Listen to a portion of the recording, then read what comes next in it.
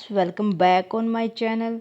10th class में आपके सामने फिर हाजिर हूँ मैथ की एक और नई वीडियो के साथ। मैथ में हम डिस्कस कर रहे थे क्वाड्रेटिक इक्वेशन। स्टूडेंट, एक्सरसाइज 4.1 को हमने प्रीवियस क्लास में डिस्कस कर लिया था।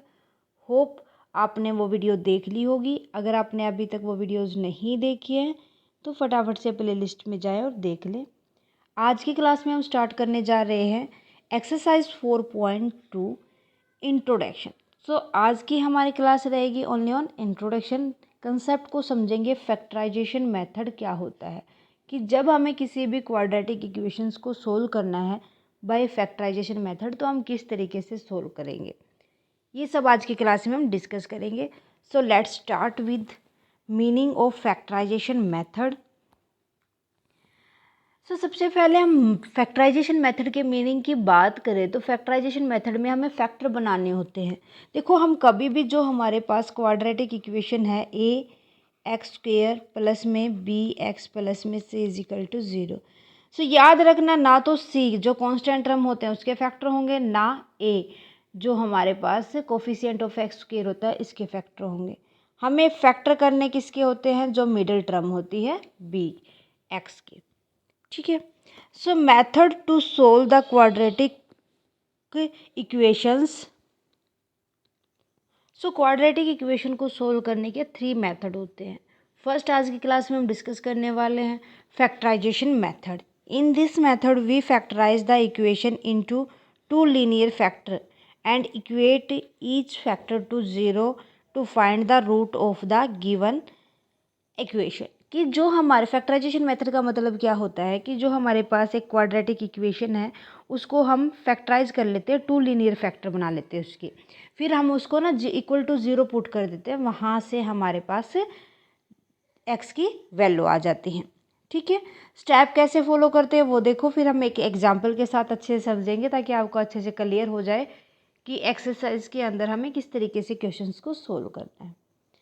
फर्स्ट स्टेप होगा हमारा given quadratic equation in the form of A x square plus में बी एक्स प्लस में सी इज इक्वल टू 0। कि जो हमारे पास क्वाड्रेटिक इक्वेशन है सबसे पहले तो वो इस फॉर्म में होने चाहिए। ठीक है, ए एक्स स्क्वेयर प्लस में बी एक्स प्लस में C. Then next step is split the middle term B x. कि जो हमारे पास ए एक्स स्क्वेयर प्लस में बी एक्स प्लस में सी इजिकल टू 0 है, तो जो बी एक्स है उसको हमें स्प्लिट करना है, तोड़ना है। किसमें, एम एक्स प्लस में एन एक्स। भाई जो भी आप ना बी की फॉर्म बनाओगे उनके साथ एक्स लगाना जरूरी है आपको। So that the sum of M and N is equal to B. कि जो आपके पास एम प्लस में एन आए वो किसके इक्वल आए, बी के इक्वल आए। एंड जो हमारे पास m और n है, m और n का प्रोडक्ट किसके इक्वल हो, ए सी।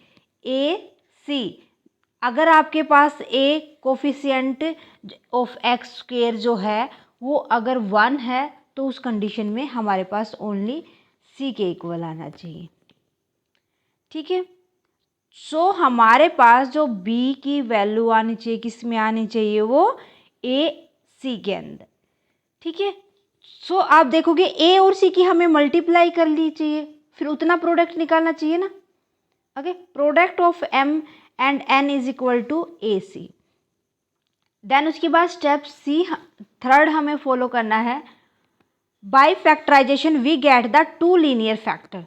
भाई हमने फैक्टर कर लिए तो हमारे पास 2 लीनियर फैक्टर आ गए, x plus P and x plus Q. ठीक है। सो जो हमारे पास 2 फैक्टर आए हैं हमको उनको इक्वेट करना है किसके, 0 के।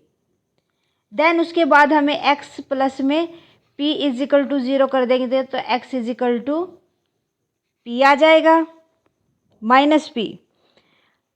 x प्लस क्यू कर देंगे तो is equal to 0, x is equal to minus Q आ जाएगा।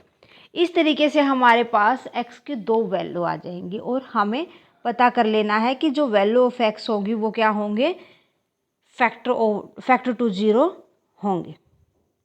ठीक है। जो पोलिनोमियल है उसके उनको क्या कर देगी, वो 0 के इक्वल पुट कर देगी। ओके, जो फैक्टर हम वहाँ पर पुट करेंगे, इस तरीके से हमें फैक्टराइजेशन करना है। एक एग्जाम्पल देखते हैं ताकि आपको क्लियरली समझ आ जाए। एक्स स्क्वेयर माइनस में 2x माइनस में 15 इज इक्वल टू 0। सो अब देखो हमें किसको स्प्लिट करना है, -2 में स्प्लिट करना है, किसको, -15 इंटू में 1 इज इक्वल टू -15।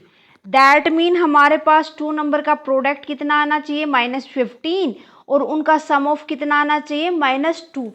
सो सबसे पहले जो मिनिमम फैक्टर बनेंगे 15 के, वो देखो 3 इंटू 5 बनेंगे, ठीक है। 5 3 जा 15। सो 15 तो आ गया, बट माइनस का चाहिए हमें।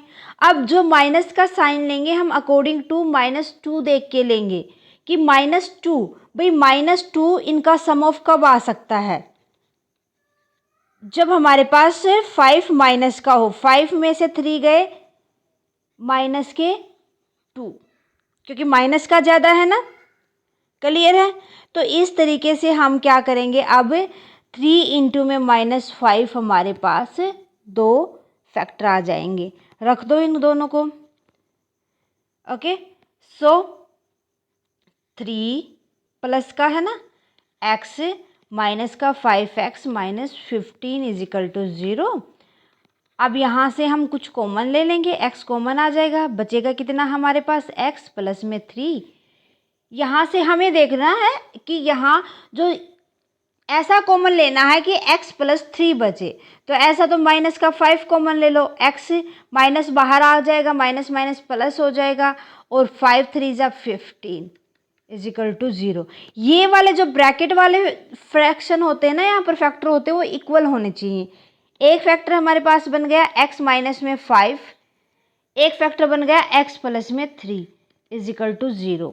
सो x माइनस 5 इक्वल टू 0, इसको सोल्व करेंगे तो x is equal to +5, x plus 3 is equal to 0 solve करेंगे तो x ये प्लस है तो इधर आके ये माइनस हो जाएगा, -3। ये दो हमारे पास x की वैल्यू आ जाएंगे बाय फैक्टराइजेशन मेथड, ठीक है।